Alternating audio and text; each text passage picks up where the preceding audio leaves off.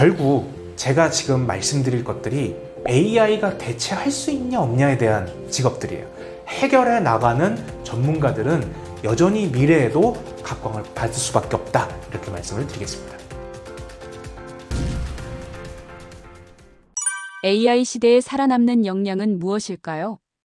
많은 미래 학자들, 그리고 많은 또 훌륭하신 분들이 미래에 살아남을 직업들, 미래에 어떻게 뭐가 유명할 거다, 이런 예측들을 많이 하시잖아요. 제가 여기서도 전제를 하나 하고 넘어가야 돼요. 일단 AI 기술을 말씀을 안 드릴 수가 없습니다. 결국 제가 지금 말씀드릴 것들이 AI가 대체할 수 있냐 없냐에 대한 직업들이에요. 이 자동화 기술, 인공지능이 이 직무에 적용이 될 수 있냐 없냐의 문제로 갈 거예요. 그러면 AI 기술이 얼마나 빨리 획기적으로 혁신적으로 도입되냐 개발되냐에 따라서 지금 하는 예측이 10년 뒤가 아니라 당장 4, 5년 뒤가 될 수도 있어요. 이걸 먼저 말씀을 드려야 돼요. 왜냐하면 AI 기술이라는 게 지금은 우리가 웹상에서 인터넷이 연결되어 있는 지역에서 내가 뭔가 프롬프트를 넣으면 거기에 오는 답변 정도가 AI가 할 수 있는 일이었는데, 지금은 영상 생성, 그 다음에 어떤 초기 디자인에 대한 생성, 우리 한때 지브리 스타일로 푸사 바꾸는 게 전 국민적인 유행이었잖아요.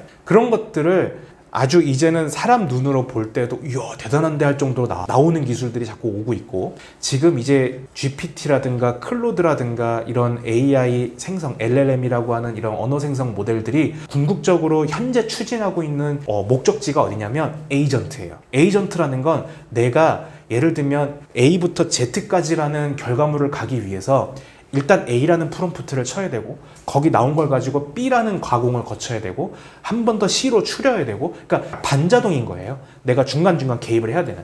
에이전트는 뭐냐면, 야, 나 A거든? 근데 Z를 하고 싶어.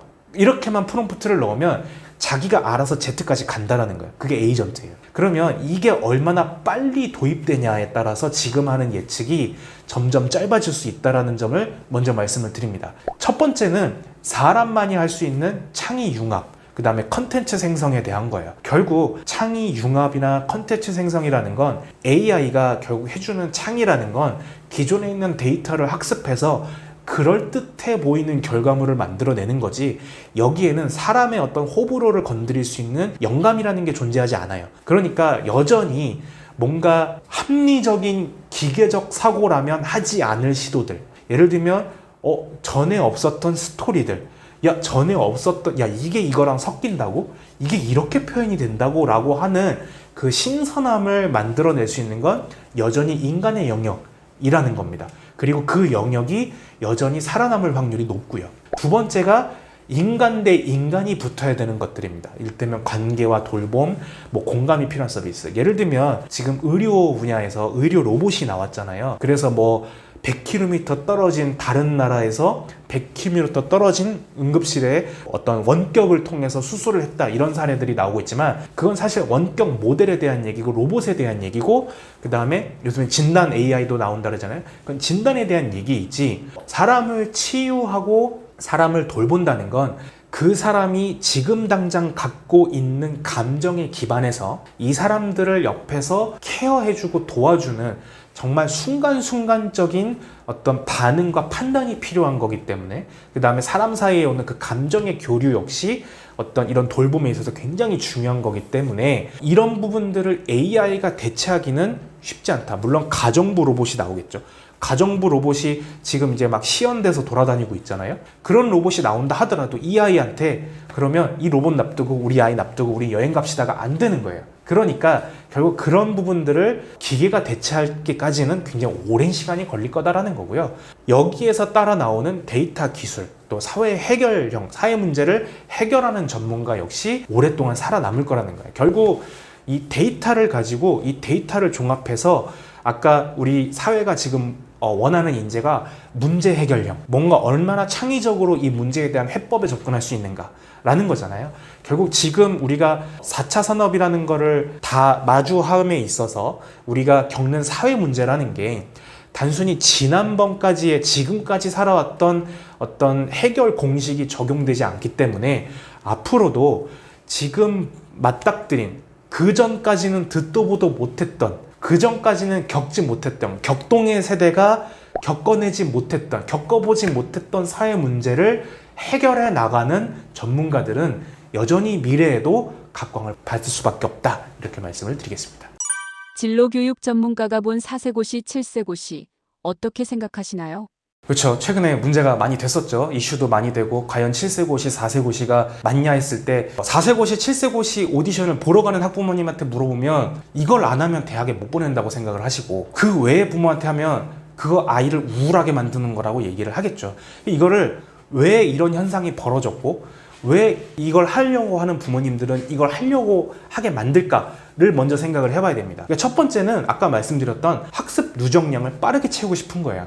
그러니까 결국 학습 누적량이라는 거, 결국 이 4세고시, 7세고시가 지방도시에 있는 거 보셨어요? 아니죠. 보통 4세고시, 7세고시 하면 학군지에서 우리가 흔히 말하는 강남 8학군, 뭐 대치동, 목동 막 이런 우리가 흔히 말하는 입시의 성지라고 불리는 학군지에 4세고시, 7세고시가 치러지고 있는 거잖아요. 4세고시, 7세고시가 그런 데에서 치러지고 있는데 그런 지역의 특징을 보면 경쟁이 치열합니다. 경쟁이 치열한데 어떤 경쟁이 치열하냐면 입시 경쟁이 치열해요. 그러니까 우리가 자사고 특목고를 생각해 보시면 돼요. 제가 상담했던 친구 중에 자사고에 들어갔던 학생인데 자사고 들어갔던 학생이 예를 들면 자사고에 들어가면 어떻게 됩니까? 중학교에서 난다긴다 해야 들어가요. 중학교에 마치 서울대 들어오면 다 공부 잘해 이렇게 느끼는 것처럼 중학교에서 난다긴다 하는 학생을 한 반에 모아놨으니까 어떤 난다긴다 하는 학생은 1등이 되고 어떤 난다긴다 했던 학생은 13등이 되는 거예요. 3등급이 되고 4등급이 되고. 그러면 이 친구가 살아남으려면 결국 정시 파이터가 될 수밖에 없어요. 왜? 내가 내신 등급이 낮으니까. 물론 학교에 대한 그 일종의 프리미엄은 받겠죠. 네가 그 학교에서 3등급이었어? 그럼 인정해줘야지. 이런 것들은 받겠죠. 그럼에도 불구하고 최상위권을 노리고 있잖아요. 최상위권을 노리고 있기 때문에 정시 파이터가 될 수밖에 없어요. 이거는 뭐 재수를 2년, 3년 해야 되냐?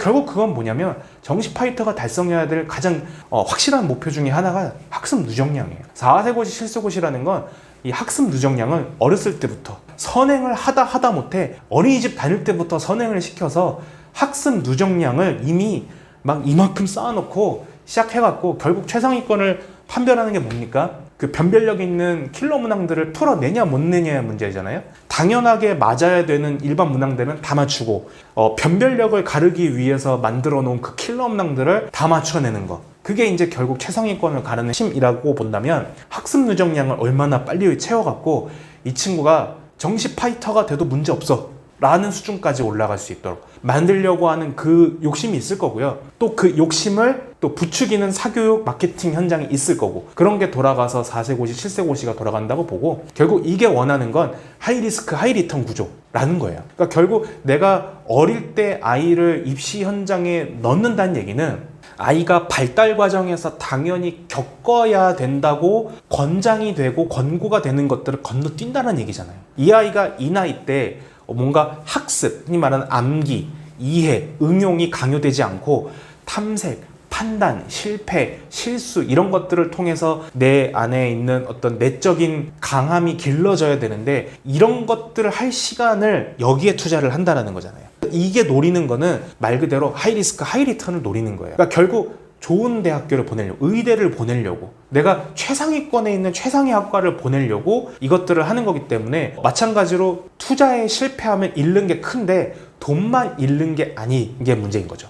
이 극단적인 요 하이리스크, 하이리턴 전략을 하기 위해서 일찌감치 투자를 하는 것들이 문화화가 되다 보니까 이제 이런 현상들이 벌어졌다고 보고요. 결국 입시가 장기 레이스이기 때문에 우리가 마라톤 생각해보면 가끔 그런 경우 있어요. 마라톤 땅하고 42.19km를 달려가면 초반에 치고 나갔던 1등 그룹에서 2, 3등급으로 이제 처지는 경우가 생기니까 초반에 힘 다 쓴 거예요. 우리가 이제 1등하는 마라톤 선수들 보면은 평균 속도가 진짜 빠릅니다. 남들 100m 달리기 전력 주행하는 속도가 그 사람들 평균 속도인 경우가 많아요. 그렇게 해야 1등 하는 거거든요. 그러니까 결국 입시는 초등학교 6년, 중학교 3년, 고등학교 3년, 12년 동안 달려야 되는 레이스. 여기에 뭐 재수 2, 3년 친다 그러면 많게는 15년까지 달려야 되는 레이스라고 보면 결국 중요한 게 평균 속도지 초반에 내가 쭉 치고 나간다고 그게 마지막까지 이어질 거라는 보장이 없는 거예요. 결국 마지막까지 이어지려면 내가 얼마나 내 페이스에 맞춰서 가장 빠른 속도를 낼 수 있냐, 이게 되게 중요한데, 그 빠른 속도를 낼 수 있는 가장 근본적인 체령은 우리가 어렸을 때 얼마나 빨리 진로 역량을 길러줬냐, 내가 얼마나 빨리 자기주도적 능력을 길러줬냐, 여기에 달려 있다라는 겁니다.